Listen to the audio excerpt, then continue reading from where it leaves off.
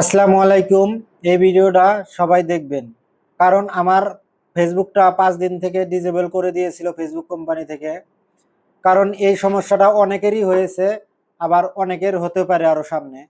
আপনি কিভাবে এই ফেসবুকটা নিয়ে আসবেন ফিরিয়ে আবেদন করে, আমি সম্পূর্ণ ভিডিওটাই দেখাবো আপনাদের। অনেকেই মনে করেন যে এই সমস্যাটা কিভাবে আনতে হবে, আবেদন করতে হবে জানে না, সেজন্য আনতেও পারে না, কার কাছে যাবে না যাবে টেনশনে পড়ে যায়। আমার ফেসবুকটা আমি মাত্র 12 ঘন্টার মধ্যে নিয়ে আসছি। এখন আবেদন করছি, 12 ঘন্টার ভিতরে আমার ফেসবুক মামা দিয়ে দিছে। 24 ঘন্টা 3 দিন এরকম লাগে নাই, 12 ঘন্টার মধ্যে দিয়ে দিছে। এই ভিডিওটা সম্পূর্ণ দেখতে থাকবেন আপনারা কিভাবে আমি আবেদন করছি। এখন আপনার মোবাইলের ক্রোম ব্রাউজারে চলে যাবেন। ক্রোম ব্রাউজারে চলে যাবেন, যাওয়ার পরে এখানে লিখবেন মাই, এই দেখেন চলে আসছে my Facebook account was display. এইটা এই এই লিঙ্কটাতে ক্লিক করে দিবেন। দেওয়ার পরে দেখেন প্রথমেই চলে আসছে, প্রথমে যে লিঙ্কটা চলে আসবে ওই লিঙ্কটার মধ্যে ক্লিক করবেন। এই দেখেন my personal Facebook account suspend or display, এটার মধ্যে ক্লিক করে দিবেন। এটার মধ্যে ক্লিক করে দেওয়ার পরে দেখেন আমারটা একটু সার্চিং নিচ্ছে। এই দেখেন চলে আসছে, এই দেখেন এরকমভাবে চলে আসবে। এরকম চলে আসার পরে আপনারা এই দেখেন এখানে 3 ডট দেখা যাচ্ছে,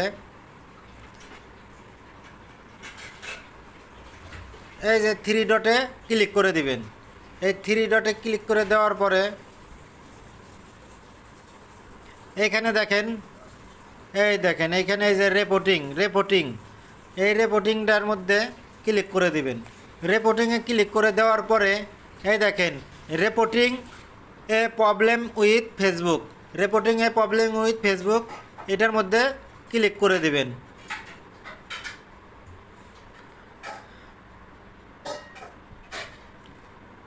এটার মধ্যে ক্লিক করে দিবেন।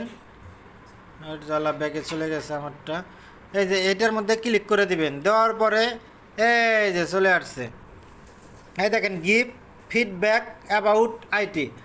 ঠিক আছে, গিভ ফিডব্যাক অ্যাবাউট আইটি, এই যে এইটুক এই নিচের লাইনটা, এই নিচের লাইনটার মধ্যে ক্লিক করে দিবেন আপনারা।